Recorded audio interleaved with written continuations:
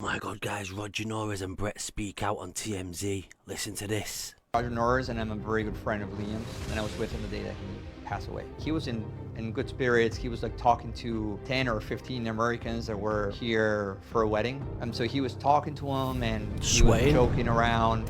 One of our wedding guests did have a meaningful conversation with him. He told her that the reason he was so up was because he was in a boy band. And just saying these things that it didn't really make sense or fit the context of the conversation. I left like at 4:05 or so, and he was in good spirits. He was perfectly balanced, like talking to everybody, having fun, laughing. So nothing out of the ordinary. And that's when I said, okay, bye. So you left him about an hour before he fell off that balcony. Twitch your fingers. And you say he seemed fine. Yeah. Well, he seemed playful and happy. Well, that's Roger Norris's account, but it's wildly different from what others say they observed. Our guest witnessed Liam laying on the sofa in the lobby.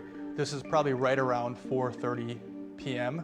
Wasn't necessarily coherent. He definitely looked like he was under the influences, according to our guest. Apparently something came in on his computer, and they describe it as something, and Liam just kind of flipped.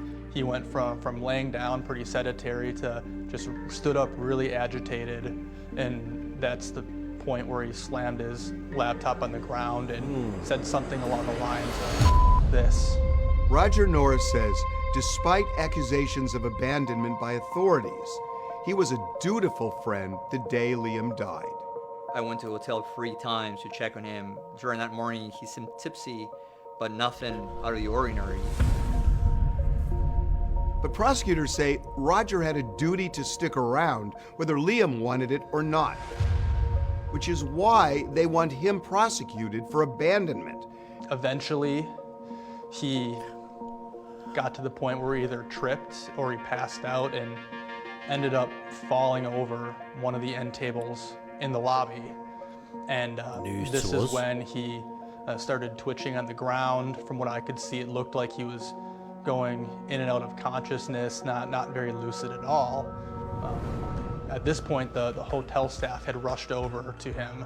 It looked like he was overdosing on something. We did see that the group of people around told us him that he fell over a into table. the elevator.